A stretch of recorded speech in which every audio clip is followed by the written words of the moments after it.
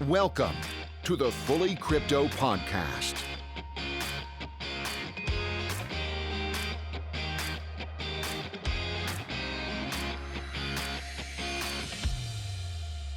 Hello and welcome to yet another episode of the FullyCrypto podcast, your home of quality cryptocurrency and blockchain news, reviews, opinion and more. My name is Mark Hunter, and as usual I'm joined by the man who by day is a crypto journalist but by night is a bonded courier for Bitcoin wallets. It's Alex Mears. How are you doing, sir? Very well, thank you, very well. And we are delighted to be joined by Bay Abbott, the director, and Naeem Master, the head of listings of the Beaxy cryptocurrency exchange that launched in June 2019. Welcome to the podcast, gents. Thanks Happy a to lot. be here. How are you both doing today? You okay? The weather turned in Chicago. It got cold here, which is never fun. But it's been an exciting day. I bet when it gets cold, it really gets cold there. It really gets cold. Yes, negative 50 was what we reached last year at its coldest point. So you can imagine that walking outside is not fun. No, not at all.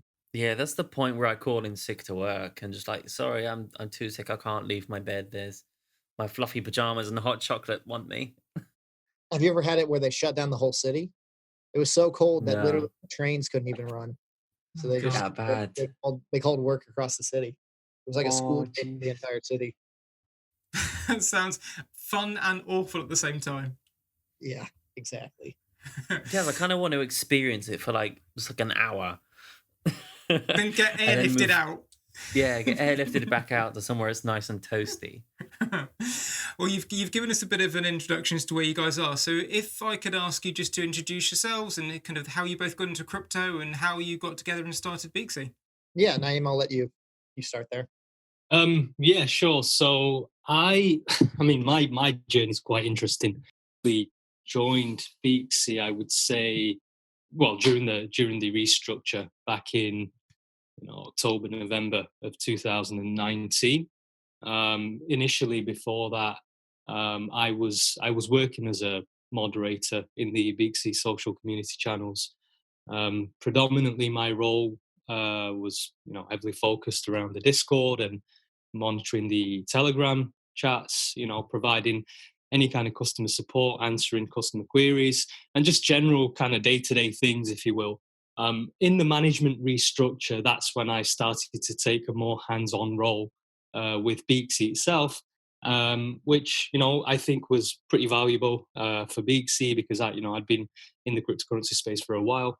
I've worked with other projects in the past as well. So I think Beaxy, when we restructured, we sort of were trying to figure out where we wanted to go. And along with my professional experience in operations, I thought, well, I can lend a hand here. And that's kind of how I got involved with Beaxy. It's been a very interesting journey, I would say. But yeah, it's been great. I'd say it's been fantastic. Yeah, so Naeem does a little bit more than lend a hand, but he's being modest there. So in my journey started about 3 years ago. My really good mentor, I would say, he trained me on sales at Grubhub. And we'd gone through that process for about 17 months and then kind of looked at each other and we were both pretty driven. So we thought about starting a company together. And we looked at a company called Hired. And what they do is algorithmic recruiting. So we tried to apply that to sales, right? So we took behavioral interview questions, personality assessment, work sample tests, metrics from your previous job. And we took all that information and compiled that into an algorithm that would basically tell us how successful you were likely to be in that role, right? So we'd actually gotten pretty far. We made it to the final round of Techstars, had the interview, and then he found crypto. And when he found crypto, it took off really fast, right? He got involved in ICOs were going on at that time. We saw massive growth really fast. And I'm really putting this pretty modestly for what actually happened, right? And at the time I was like, well, what about us? I thought we had this thing going on and we'd gotten pretty far. Like, what happened? It was like, yeah, I know, but like this over here is like going really fast, right? So we actually ended up creating the largest news and education source in the space at the time, Bitcoin Bravado. And he was sending out a newsletter and it was getting hundreds of thousands of views and all this stuff, right? So eventually I kind of just caved, and I was like, all right, fine, whatever. I'll quit what we're doing, and I'll join you, and kind of explore this, right? So, and there was a bunch of other things that happened in between there, right? I tried to work at a fabrication company, all this stuff, but really just trying to make it on my own. So then, I started getting more into the space. I kind of started analyzing various projects for if they would gain traction and revenue and what they had behind them, and started putting my opinion out there. And I really liked the ping in your brain from like the social media kind of the aspect of it, of like when you put out a tweet and it gets like hundreds of likes and you're like, oh wow, okay, people like what I have to say, right? So that was kind of a cool aspect. And then I'd say 5-6 months went by. I actually was kind of taken out of the equation for a couple months. I had to go down to Arizona, and then when I came back to Chicago, he literally introduced me that day, right? He introduced me to the founder and the head of marketing at Beaxy. And that's how I got involved. From your experience of the early days, then, what was it about running an exchange as opposed to anything else in the crypto space that was the most appealing prospect? Yeah, for me, exchanges were a proven revenue model, right? I mean, you'd seen so many exchanges come up and in such a short amount of time that Mm. it was proven that these were something that the idea behind them was sustainable, right? It was, or however you want to phrase that. Mm-hmm. Yeah, there's always going to be some need for them, isn't there?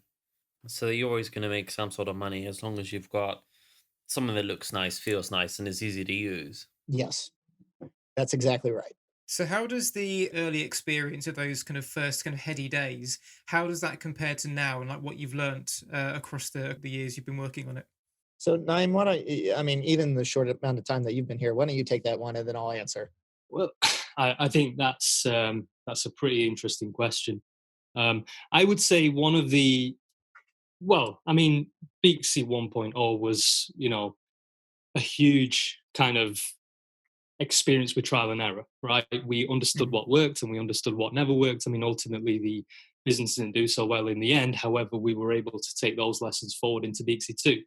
I would say that fundamentally, the biggest improvement that we had made from Beaxy 1.0 and the lesson that we had learned was around liquidity, right? When people want to, when they log into an exchange, they need order books to trade.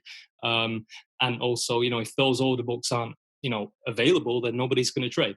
Now, one thing that Beaxy 1.0 did suffer from quite critically was a lack of liquidity, and that was well documented, well spoken about. So we really, took back to the drawing board, and decided to go back with liquidity and make sure that liquidity was present there. It's I'd say that whilst it has been an improvement, there is still a lot more that we can improve, both in terms of liquidity and operationally otherwise. But it's a continuous journey. The learning never really stops.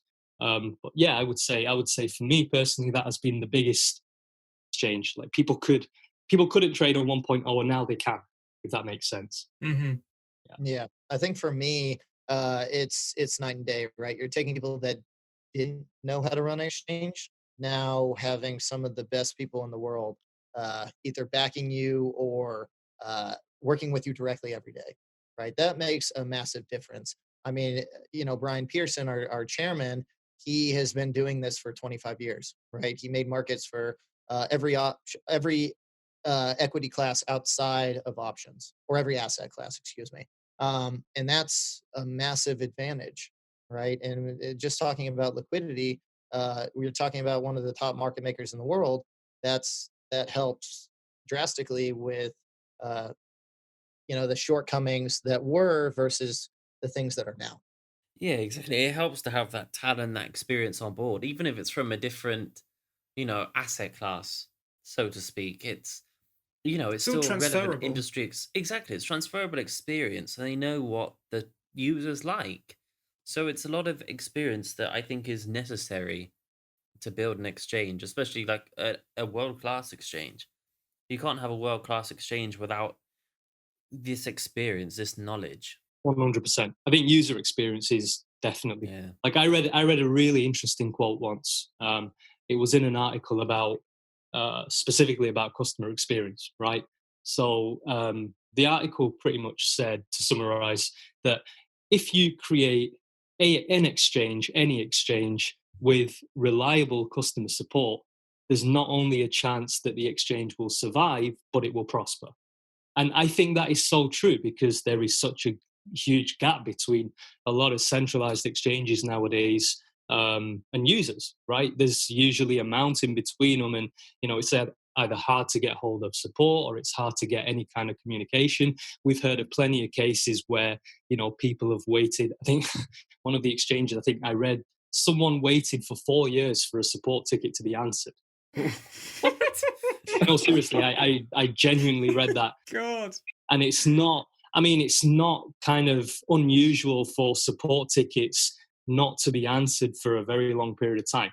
So I would say that another big learning point for us from 1.0 certainly was customer experience. We have to try and put it first.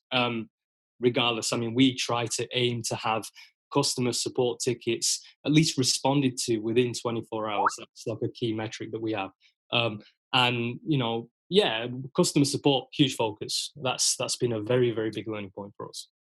Talking of customer support and also of the early days, tell us about the hacks that you guys experienced early on. What did you learn from that? How did you deal with that? Because those were very untimely. Hey, I think you could probably take that, because I can give you the perspective of what I saw from the outside, if that makes sense, because I was still around, but I wasn't working with the exchange at that time.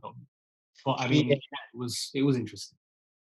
Yeah, I can definitely take that. I was on the front lines there, right? So I think that there are resources that exist that will mitigate most, if not all, potential damage done by a hack, right? So I'll talk about the hack, and then I'll talk about what we did to restore it, right? So basic things that should be reviewed, especially when you're listing a new asset or anything like that. You want to just make sure that if there are well documented instances of problems, that you adhere to them, right? So this XRP thing has been around. So what happened to us was the wallet parameters within the XRP wallet were not set correctly, right? So what that meant was someone could basically send fake transactions for XRP, and what they were doing is they were selling it at way below market value, right? So they didn't hack the wallets per se, but what they did is they sent all of that XRP, and then our users dumped into those orders, right, that were extremely low, right? Or I guess a better way is like they were selling it and they bought it up, right? They were trying to buying it up. Buying a discount almost. Yeah. Exactly. Yeah, a massive discount for something that doesn't exist, right? And so then what happened is you're looking at all this stuff, and you have users sending you messages like, okay, why did 7 Bitcoin just leave the hot wallet?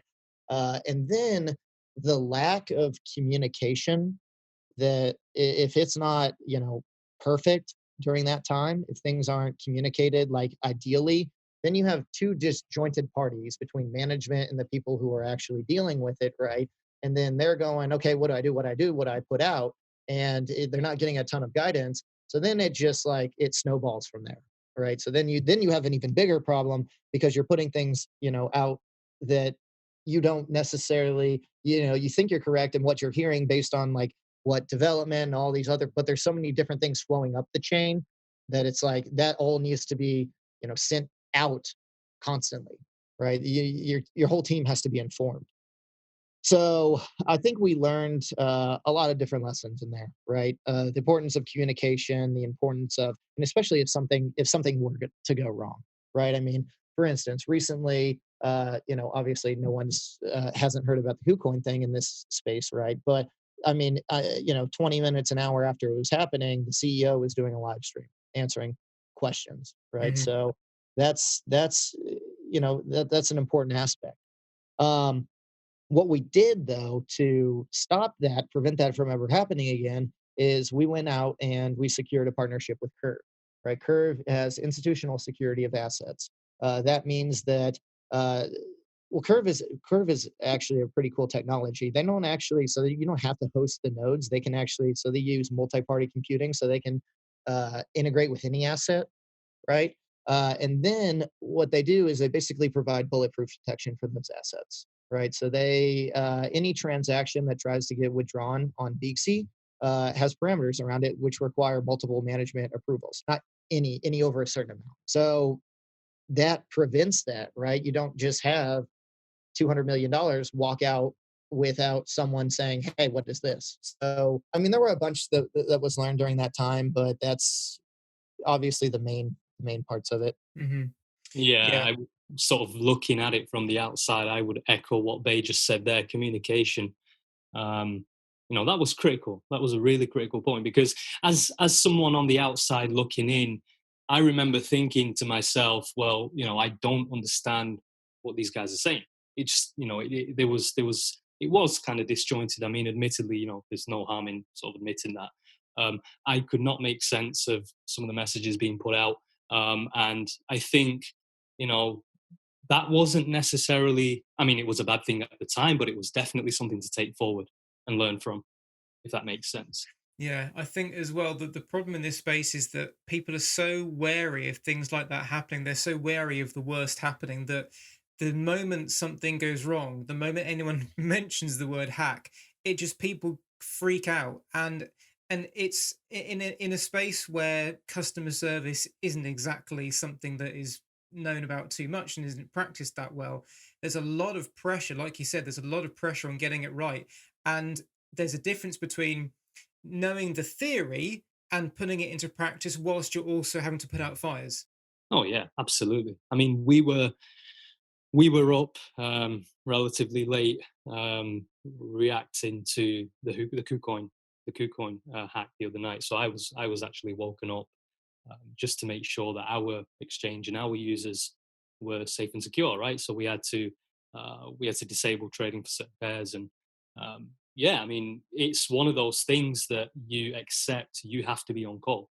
So I received a couple of phone calls. I woke up. It was about 3 o'clock in the morning, and we were up trying to prevent any of the sort of residue from hitting us, right? Keeping our users protected. Something that may not necessarily have happened during 1.0, but as a user, for me personally, as a user, I remember what it was like, and for me, that drives me forward because I remember what the experience was like during 1.0 as a user, and how I would like to change that, as someone working with Beaxy during 2.0, right? What's it like to go from being a user of a platform to suddenly working at the platform? I mean, yeah, that's something that I get asked quite a lot. For me, I would say that, like, I mean, going back to your first question about, what I did with the exchange, I think I did kind of oversimplify it a bit because what I am head of listings. However, there's various other things that I do on the back end as well, mainly around general day-to-day operations. Now, I have an operations background, right?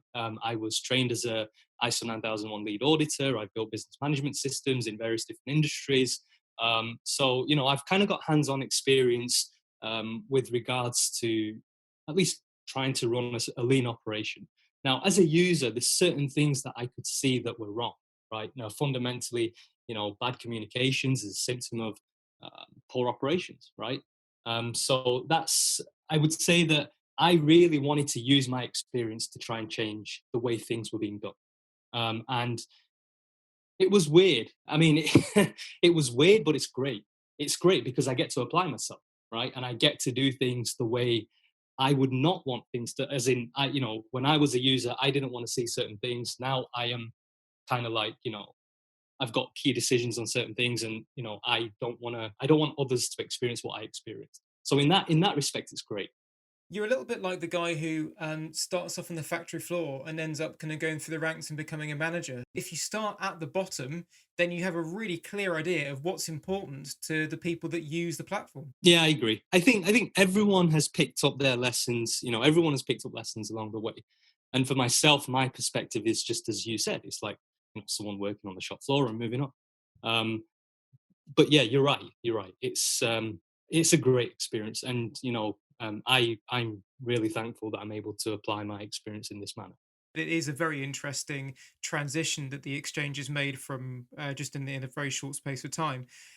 At the time of the launch and the build up to it, I distinctly remember, I may have blown this out of proportion because it was a good couple of years ago now, but there were a lot of influencers hired to promote the brand and promote the launch. What were the pros and cons of taking that approach? Oh, that's an interesting question. So the pros are that okay, the pros are that you get a lot of eyeballs on you really fast, right?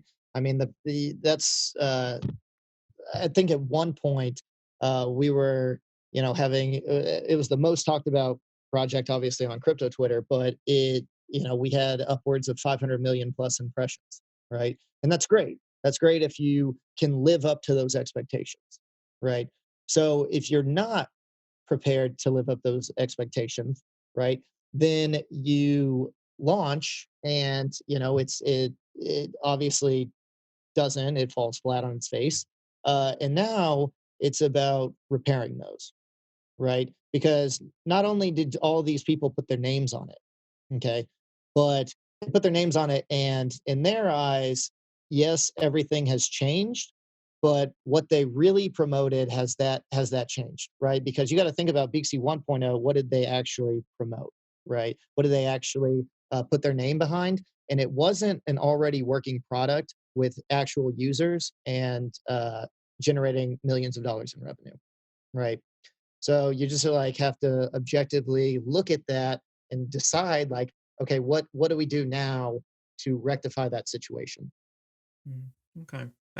Do you regret the way that you went about that back in the day? If you went back again, would you do it again in the same way, but hopefully with a better platform to back it up with? I mean, if the pieces were in place to move forward uh, correctly, right, and to do things the right way, absolutely. That's a proven method, right? Influencer marketing is influencer marketing. I mean, you can hire a PR company and they'll do the same thing, right? They'll say, Mhm. hey, this is our influencer marketing strategy. This is what we can do for you. It's a proven strategy, right? But the way that it was uh, enacted, or the way that it came to be, was just not, it wasn't good, right? Mhm. It didn't put us in a good situation, and it left a bad taste in a lot of people's mouths. So a lot of what marketing especially is focused on is like, okay, how do we rectify that? What do we do to go and create a good feeling? Because and I was talking to Naeem about this, and Naeem has to listen to all my conversations all the time. I just call him up out of the blue.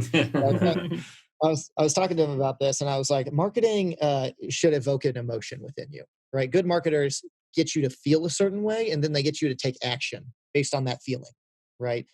Think about like people buy clothes, right? They don't look at the specifications like, oh, it's a 30% wool blend, 20% polyester, right? They go, man, I'd look good in that, and then they buy it, right? And it makes them feel confident and good about themselves, and then they make their purchasing decision based on that, right? So if those expectations were so high, right, and everyone was like, "Oh, it's going to be," and I remember one point it was, and this just like a cringe thinking about this now. But one point it got deemed as like the Binance killer, right, and that whole persona, like that expectation that's being set there is like so high, that it's like if you don't live up to that expectation, then what is this emotion that's evoked within you at that point, right? It's not good. Yeah, you're gonna be pretty upset, aren't you? It's very upsetting, right? So it's like, okay, yeah, there was we redesigned the platform, rebuilt it from the ground up, lived up to all of the promises that were made before, released all these features, but then it's like, okay, what then, how do you like get past that one part, right? So that's a lot of what's being focused on. So I mean, to answer your question, yes, but under way different circumstances. Mhm. You mentioned the B word. Talking of Binance and exchanges like it, and the whole exchange ecosystem. How do you, almost regardless of where you've come from, how do you, as a competitor, break through the fact that you've got one, two top exchanges that most people in the space use, and then you've got hundreds of others that offer all these different things? How do you cut through that noise to even try and compete at the top? So I think that you need to define obviously your target market, but you also need to define like, okay, Binance offers a lot of different things and has $1 billion behind them, right? Billions of dollars. It's like, I mean, they're serving such a wide variety of customers that you really need to like narrow down, like, okay, who are we actually going for here, right? Who do we need to like hone in on? Like, what is our ideal archetype? Like, how are we going to target them, right? So that's like the first step. uh, the second step is, okay, so we're looking for someone, like, let's narrow that down, right? Okay, we're in an American exchange, right? So we can narrow that all the way down. There's, Bittrex, there's Coinbase, Kraken, Gemini, and maybe a couple others, right? But there's not that many American exchanges that are regulated. So that automatically like brings your audience to a niche audience, right? And then beyond that, how many offer a two-way fiat ramp, right? I mean, how do you get your money into crypto, right? So, okay, there's Gemini, Kraken and Coinbase. And then, okay, well, how many offer six different currencies, six different major fiat currencies? Well, Kraken, right? So if we Yeah. can, narrow it down to like something as simple as that, then it's like, okay, there's your target market, right? And once you Mhm. have your target market, you can really, go after them. So, I mean, and that's just one aspect, right? There are many other things that, I mean, you think about it like, how do you get your money into the market? Most people use Coinbase, right? Coinbase is super easy, but do they have a real competitor in that sense, right? So, things like that, when you start narrowing down the different aspects of marketing, the things that like matter, like where's our value proposition, that's that's how you can like weed out all the noise, and that's how you can really make a stand.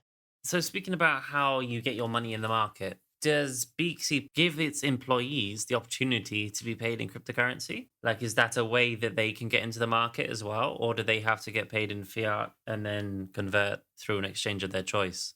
Yeah, most of our holdings are obviously in fiat, right? Yeah. Yeah, I mean, it's risky, I mean, what did Bitcoin like in March went down like, from 10 to 3 or 10 to 5 or whatever it was. But most of our holdings are in fiat, and obviously we don't use the Beaxy token to finance the exchange.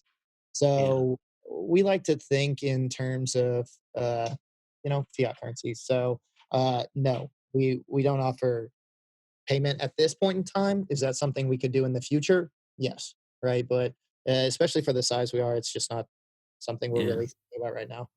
No, okay, cool. Just, some companies do it, some exchanges do, some don't, I just thought I'd ask that one. Yeah, yeah. Valid Um, question.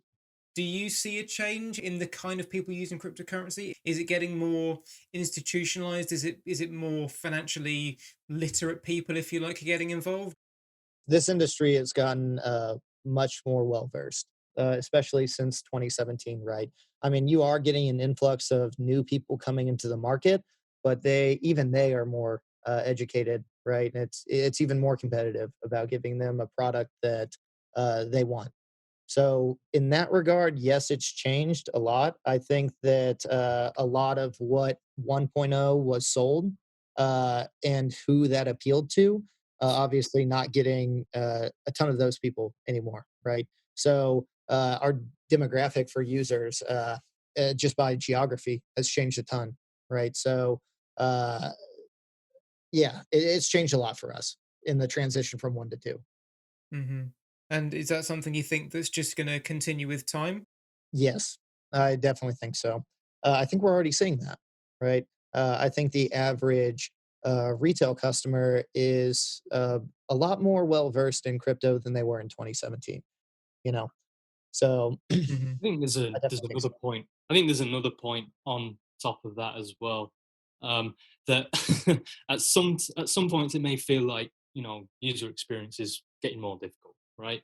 I mean, you see that with, like, for instance, the swap platforms. It's not easy for a newcomer to come into crypto and try and use, say, Uniswap, for instance. It's not exactly easy, right?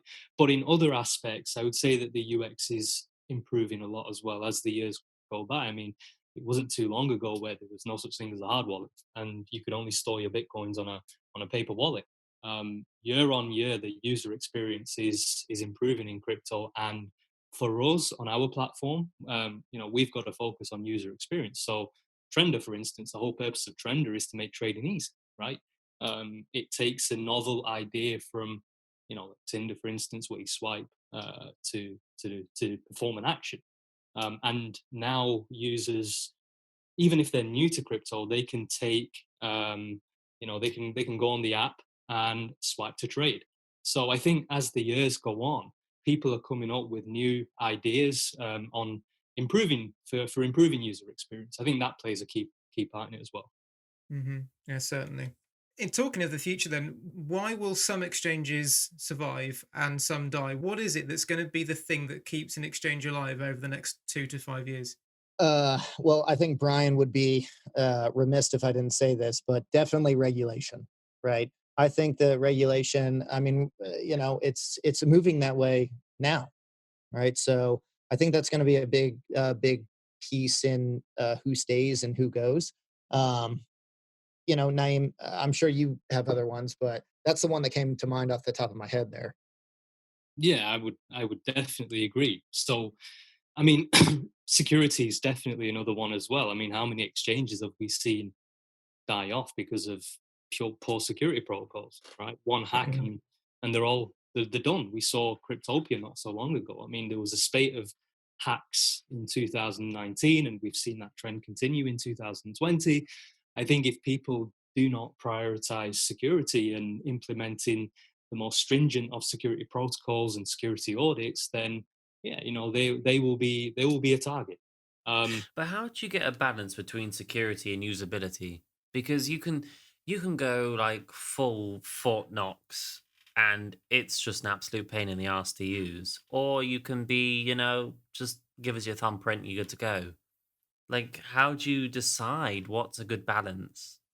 I think customer feedback is extremely important here, because obviously listening to your users on what works and what doesn't work.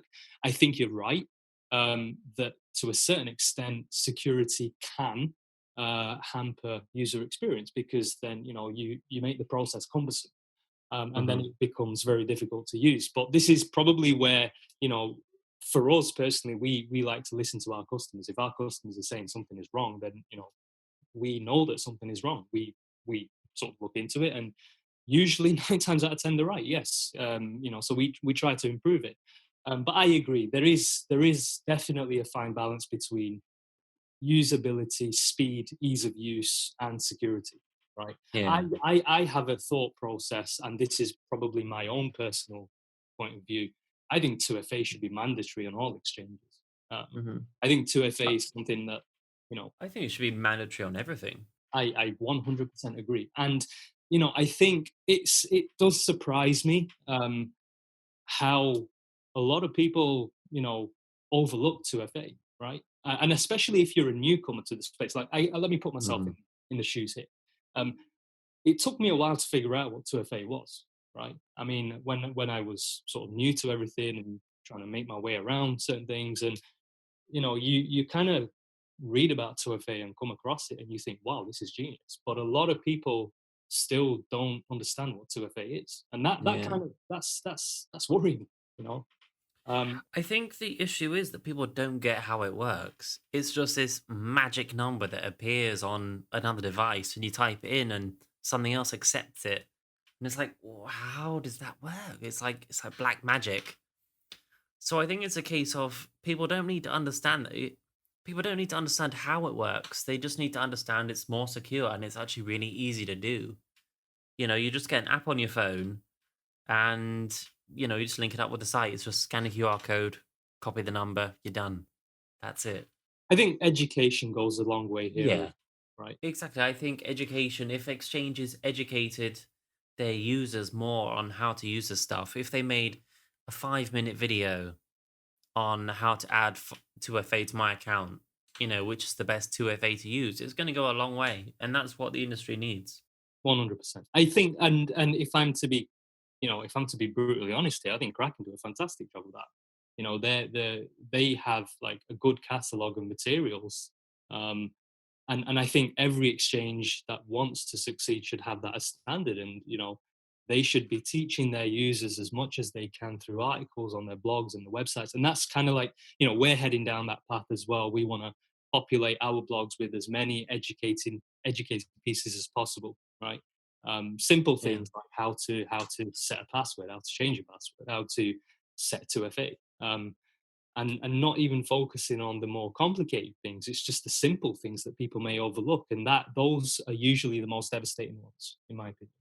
I was just going to say that's interesting, and the reason I think so is because Kraken and Coinbase and everywhere has articles or videos or whatever on how to use 2FA, right? But making it mandatory is obviously one part of it, but like, does that really educate the people? Like, do they take the time to like seek out that knowledge?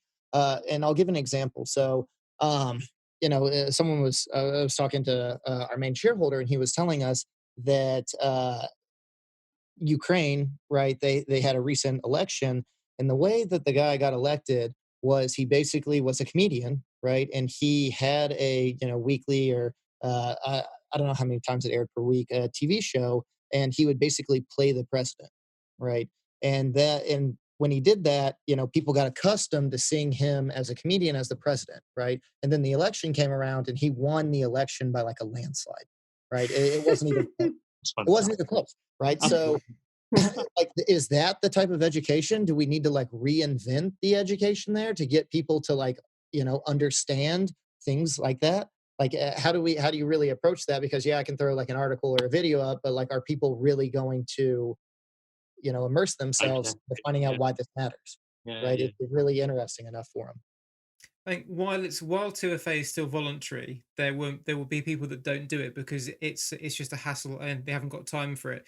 The only way that most people will start to use it is if it's forced on them. I mean, I imagine, I can't remember exactly the really early days of the internet. When I first started using the internet, I'm pretty sure I still needed a password. But if you imagine, when the very early days of the internet, people had a username for various things. And then they said, oh, you know what, we better start putting a password in to make it more secure. A password, oh, I've got to remember a word and write it down. No, I'm not doing that. But then when they're forced to do it, they've got no choice. And it just develops like that. So, if people are forced to do 2FA for everything, it won't take long before people have to learn, and it will just become standard for everything, like Alex said. Yeah, That's a good point. Yeah, that's fantastic. Yep.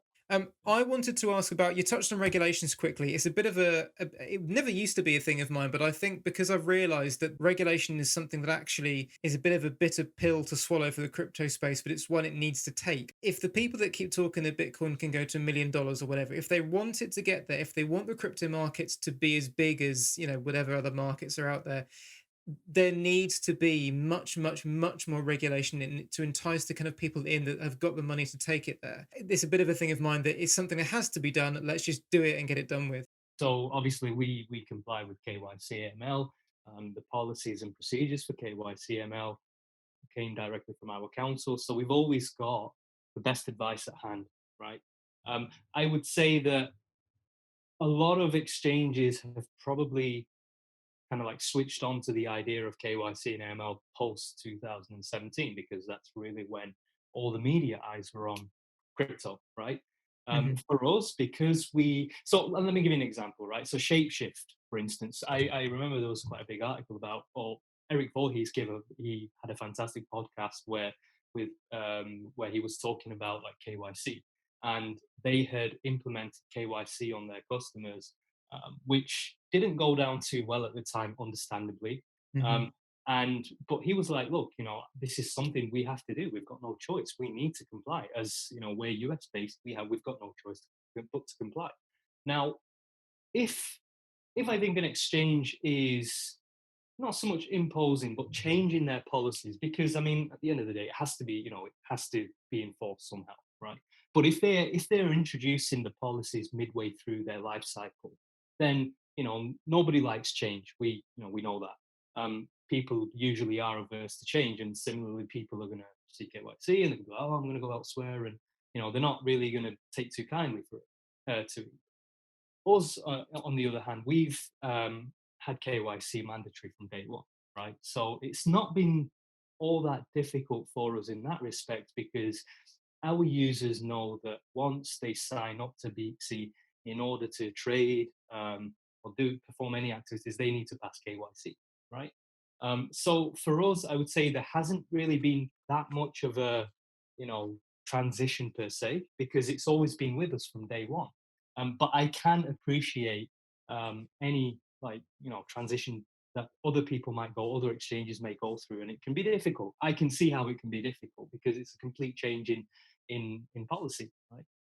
Well, I think this is where that, especially in 2.0, this is where that experience that we talked about earlier, right, with Brian, really comes in handy, right? You have someone that's been in markets for 25 years. You can make sure that everything you're doing is going to be okay with the regulators because he knows all the regulators firsthand, right? So that massively eliminates that curve of like trial and error because you're like, well, this is the policy here. This is what we followed in traditional markets, right? And then based on that, because there isn't really clear guidance, right? I mean, there's some like shady, not shady, but like some distort guidance out there. I can't think of the right word, but you guys know what I'm saying. But there's not definitive terms on how you should operate. But having that experience there to say like, okay, well, this is what we need to consider because this is why that we can't do this, or this, and doing it right from the start and having a counsel that worked at the CME, right? That is invaluable experience. So really hasn't affected us much in the way that we've had to put something out and then go back and clean it up, right? Because you just do it right from the get-go. Mm-hmm. That's enough for the past, I think. I think you should tell us a bit about your new That was my staking next platform. question. Beat you to it. Yeah, I've crossed that one off my list. So, yeah, you've got a new rewards program, haven't you? Yes. Were you actually going to reward your users sort of fairly and with a decent value as well? Do you want to give us like a basic quick overview of it? Yeah, sure. So, I mean, again, not to go back to the past, but it is a fundamental overhaul of one of the old systems because the old system just wasn't working, right? So there's actually a fantastic story behind this, and it starts with me and Bay. STK has like it has a story or a development sort of that spans over 3 continents. Because when Bay and I initially had the conversation about STK, I was in Malaysia at the time, and then a lot of the work was, or some of the work even, was done when I was kind of like 30,000 feet high, and it took a couple of months to bring it all together. But it all started with a conversation like, how can we improve or introduce a loyalty program that's rewarded? So we kind of went back to the basics, analyzed everything, and came up with STK. STK, you're right. Yes, the whole purpose of it is to reward everyone fairly and equitably based on what they lock, what they allocate towards the program. Right. So you've got 2 membership tiers. You've got the Sapphire tier. You've got the Diamond tier. The Sapphire tier effectively rewards people based on the amount of Beaxy that they lock, and it's variable based on the reward is variable depending on the time frame that they lock for. Whereas the Diamond tier, people allocate their Beaxy towards the program, and they're rewarded with a percentage of the exchange's fees as a reward. If that makes sense. So the whole purpose of it. So you're right. I mean, it is kind of like the intent of it is to reward everyone fairly. But what we did was we found a way to separate the big fish from the small fish, right? So like people who have got they're not in the same, like not everyone is in the same pool as one another. So larger holders are not necessarily smaller holders aren't necessarily losing out to the bigger holders. So I think it's a system that seems to work. We've actually allocated. I mean, I'm not exactly sure what the exact tally is right now, but I am pretty sure that we've surpassed whatever we did during 1.0 in terms of the amount of BXY locked into the Sapphire tier. So That's awesome. it's been proven to be pretty popular. When the diamond tier goes live, how many pools are you having? Just one, or will there be like a couple? No, they'll Just effectively be one. one pool. Yeah, that's right. Yeah, Okay, there's cool. one pool, and essentially a person's percentage power, if you will, or percentage payout will be determined by the number of BXY that they have, right? Yeah. So they're added to a pool with everyone else, and a person then is entitled to a percentage reward, which is determined by the amount of BXY that they've allocated towards the program. Now, for the Sapphire tier, it's between 30,000 and 999,999. For the Diamond tier, it's 1 million plus, and there's no top end cap on that. And how do you guys benefit from, or do you benefit from the users locking their tokens up? I mean, there isn't really a benefit per se because, well, I mean, I guess from a user's perspective, they can cancel at any time they want, right? So there's no kind of mechanism in there that prevents people from unlocking. You know, if a user chooses to opt out, they receive their tokens immediately. So, you know, in terms of a benefit for users locking up, I mean, a benefit to Beaxy. Well, I mean, when we designed the program, we weren't really thinking of the benefits to Beaxy, right? We wanted to create um, a rewards program that was incentivizing for the user, primarily because the first rewards program wasn't great. So, I mean, yeah, there isn't. I wouldn't really say that there's a benefit to us. It's more of a benefit to the user. It's really give users another alternative, right? When they log on to an exchange, they're generally used to trading. Some exchanges will have a staking program. Ours has a staking program. It's just pretty different to other exchanges. I think Um, there are three benefits though, and maybe they're not all direct, but possibly indirect too, right? You're increasing the utility of the token. That's a benefit. You are getting people to lock up, even though they can unlock. You are taking those tokens out of circulation because, I mean, right now, over 70% have their tokens locked for a year, right? So you are taking those out of circulation. And then you're also providing a loyalty program that is enticing, right? So I think there are three benefits there if you kind of break it down. But I mean, as Naeem said, they can unlock, right? But are most people going to? Like, it seems as of right now, no, right? We have a very, very small percentage that has decided to unlock. So I Mhm. think those are the three benefits when you kind of break it down like that. What other things have you guys got coming up in the pipeline that you're excited about? So I yeah, think there are, a couple different things that we're excited about, right? So we have obviously I mentioned the six fiat currencies, right? That's a pretty big one. We are nearly done with the referral system, so affiliate management system. So that'll be coming out. Uh, Modular UI. There's a bunch of things that are on the horizon that are pretty imminent, right? So I think we're Mhm. excited to get that. And Naeem, if you want to, I mean, Naeem's been working, pretty hard on additional listings as well too. So those are all things that are pretty immediate on the horizon here. yeah, we've got several listings that are lined up and ready to go, right? Um, and yeah, it's just tying up loose ends before we get them out. I would say, moving on that fiat, the additional fiat currencies is quite close as well. So yeah, Mhm. I'm excited about a lot of the listings, and I would say that there's a few more integrations that are imminent that I'm looking forward to personally. On the listing side of things, Naeem, how do you go about listing a token? Like, how do you go about choosing which ones to list, which ones not to? And when someone comes to you and says we want to list on your exchange, how do you make that call? Yeah, that's a good question. I would say that we obviously being a US based exchange, we have a very stringent compliance process. So we're not allowed to list any and every token out there without a token undergoing our compliance review. So Mhm. I guess we have like our due diligence side, and obviously there's other documentation that we need to secure.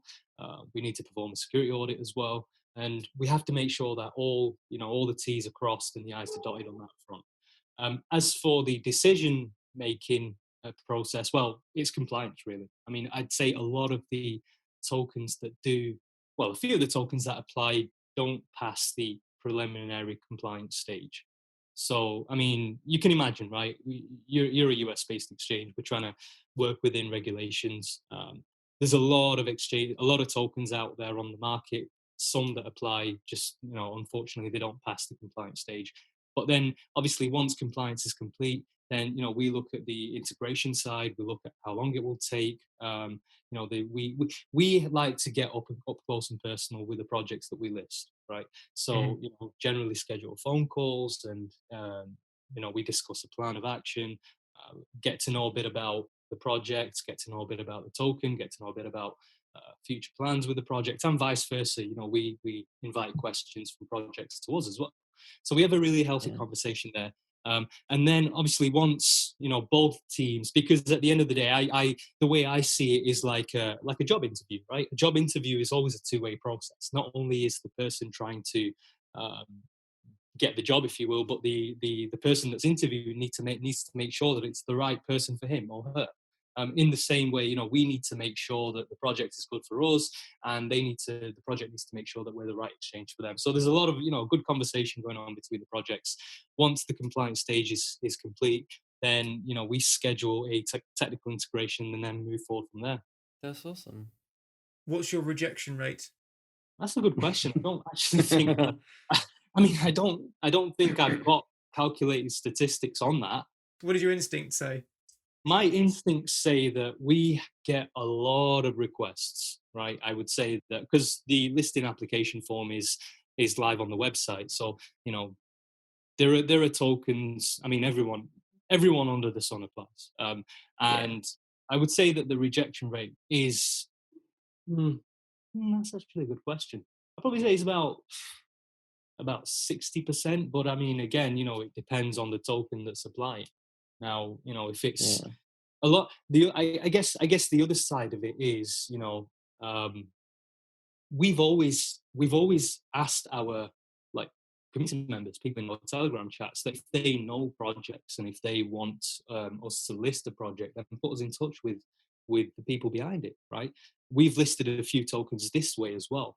So whilst there may be like a rejection rate on the application side, generally speaking, if someone makes not a referral, but if someone introduces us to a project, then it kind of does progress from there more than it would an application form, if that makes sense. So I always encourage people, that are close to us, that frequent in our Telegram chat. If you guys know anyone from a project that you'd like us to list, put us in touch with them. We're always open. Digibyte? Can we list Digibyte? Yeah. I'd love to list Digibyte. Why didn't you guys?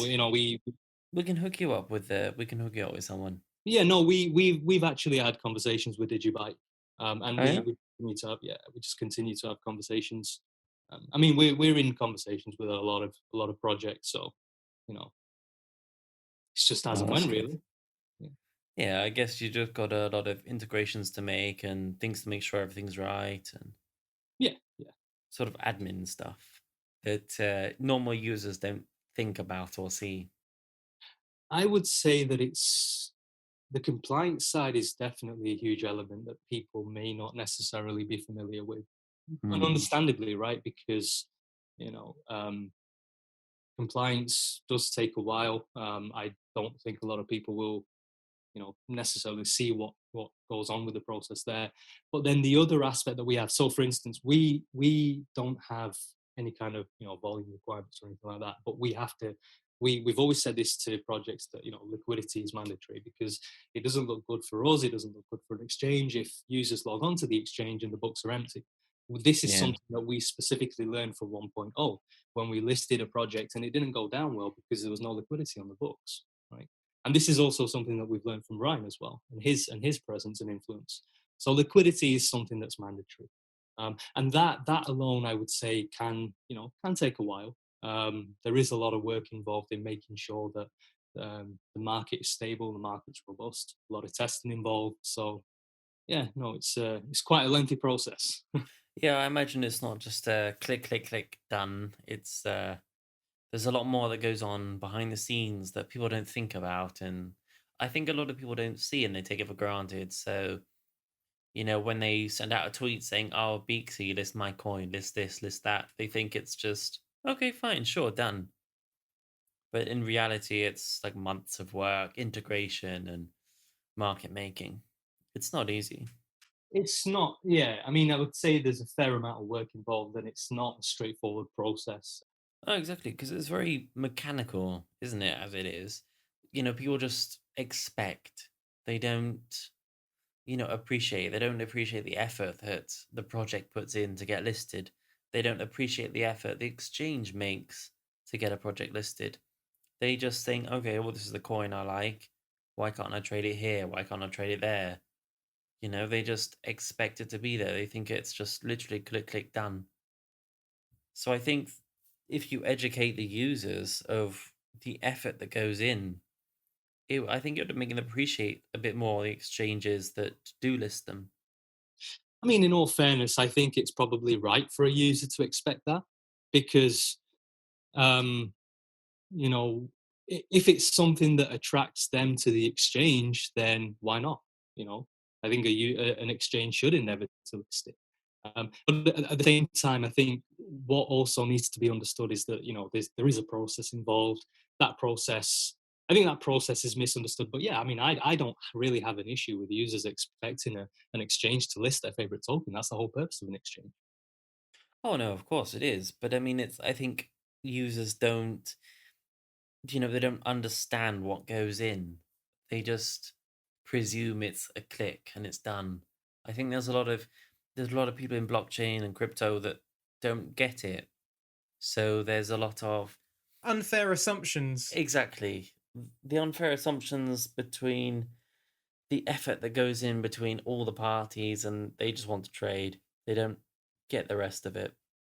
No, I think I see that point because, again, going back to when I was a user, I never understood what a listing entailed.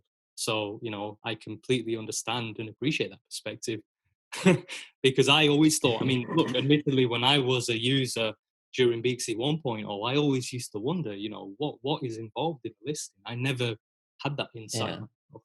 So, I completely understand and I get it. I get that perspective but it's not. I mean, that's just the truth. It's not.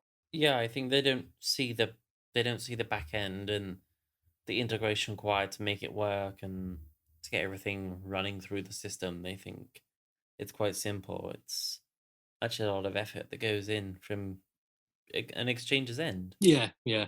Well, there's a challenge for you. So the next project that comes to you, you need to start a diary and you need to log everything you're doing for them. So hopefully if you see it through to fruition, then you've got a log of how many hours worth of work it's taken to get it there. I think projects are aware of it because they've been through the process before, right? So yeah, I mean, I think that would be great. Cool. What are the best and worst things about running a crypto exchange? So I'd say the best thing is building something together, right? I think we've made such massive strides, and it started off as like, especially with 1.0, do you really know how to run a crypto exchange? Do you know what it takes, right? To getting to the point where you're confident in your team, you're confident in all the things that you're doing, and and the results will or have shown that, right? So I think that's probably the best aspect. I'd say the worst aspect is dealing with things probably outside of your control, right? And that's a bunch of different things, right? So, I mean, a couple of them are, things like regulation or anything, especially in our case, right? Anything that we didn't create, right? That we didn't create the situation for. But it's also rewarding when you fix those things, right? Coming in and fixing someone else's shortcomings is super rewarding, right? So I would say those are my worst things. I'll give mine.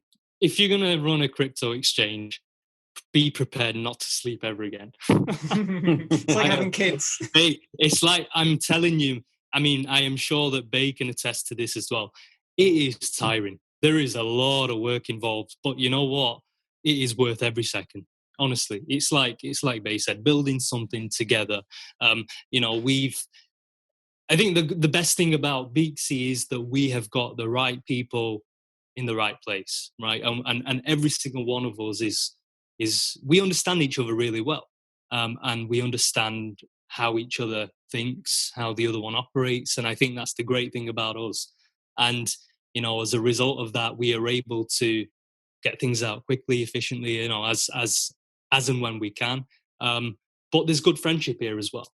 However, if you're going to run a crypto exchange, be prepared not to sleep. It is tiring. Like, for instance, I was woken up at 3:00 in the other morning. So I think it was Saturday morning. You have to. You've got no option, right?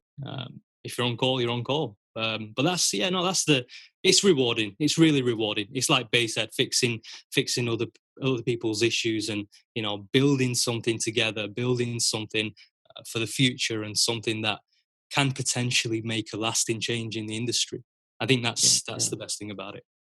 Yeah, definitely. Well, that's a nice place to end. Just to end on a positive after all the negativity of previously of the past. Let's end on a positive note for the future. So, guys, thank you so much for coming on to the FullyCrypto podcast. It's been really, really interesting to talk to you. So thanks for taking the time out of your busy days to come and speak to us. Yeah, absolutely. Appreciate that. Thanks a lot. Well, thank you once again for listening to the FullyCrypto podcast. If you want to get hold of us, you can find us on all the socials at FullyCrypto. And Alex, our website is FullyCrypto.com. FullyCrypto. Your best salesman voice. FullyCrypto.com indeed. So, yeah, thank you very much for listening, and we will speak to you again soon. Have a good evening, guys. See you later.